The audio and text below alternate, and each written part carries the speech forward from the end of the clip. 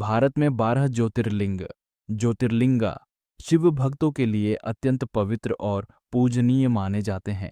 यह 12 ज्योतिर्लिंग भगवान शिव के वे दिव्य स्वरूप हैं जहां उन्होंने स्वयं को प्रकट किया।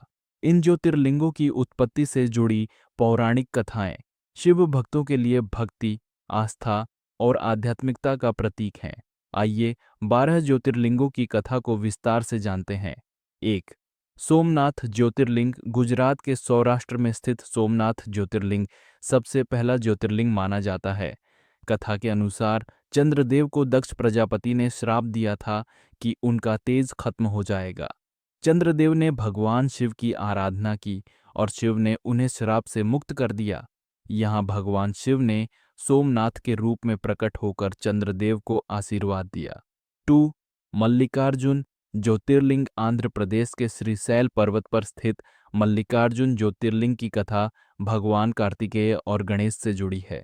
शिव और पार्वती ने अपनी संतानों से विवाह के लिए एक शर्त रखी थी कि जो सबसे पहले पृथ्वी का चक्कर लगाकर लौटेगा उसका विवाह पहले होगा।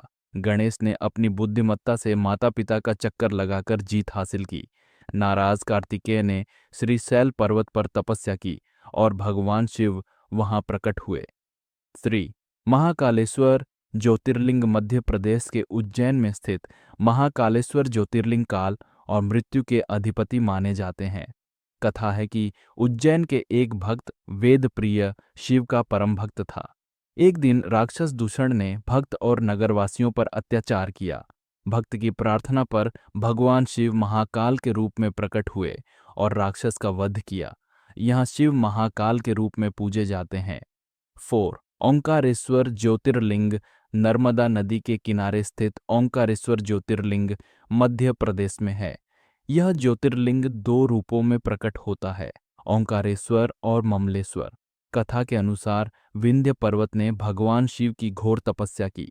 प्रसन्न होकर शिव ने यहाँ प्रकट होकर उन्हें वरदान दिया। 5। केदारनाथ ज्योतिर्लिंग। उत्तराखंड के हिमालय में स्थित केदारनाथ ज्योतिर्लिंग का संबंध महाभारत के पांडवों से है। पांडव अपने पापों का प्रायश्चित करने के लिए भगवान शिव की खोज में थे। शिव ने उन्हें क्षमा देने के लिए केदारनाथ में प्रकट होकर ज्योतिर्लिंग का रूप धारण किया। यह स्थान तीर्थयात्रियों के लिए विशेष महत्व रखता है।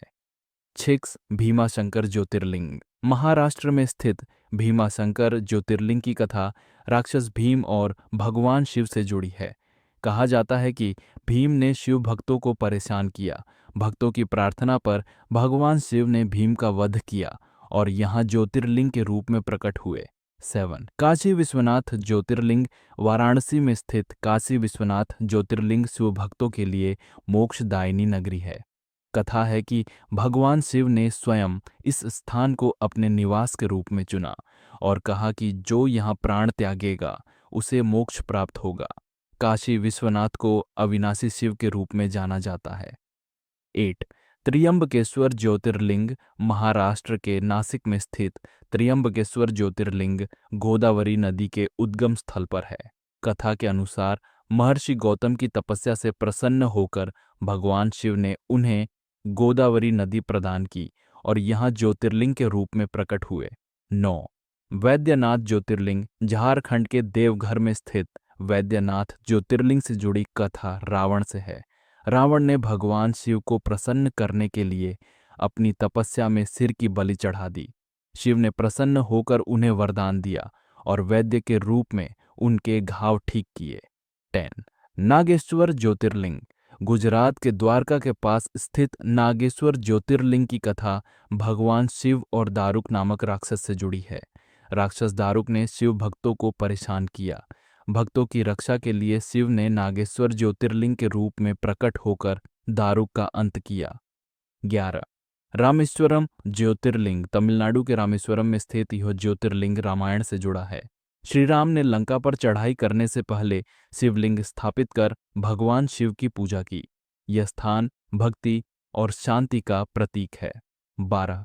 औरंगाबाद के पास स्थित घृष्णेश्वर ज्योतिर्लिंग को घुसमेश्वर भी कहा जाता है।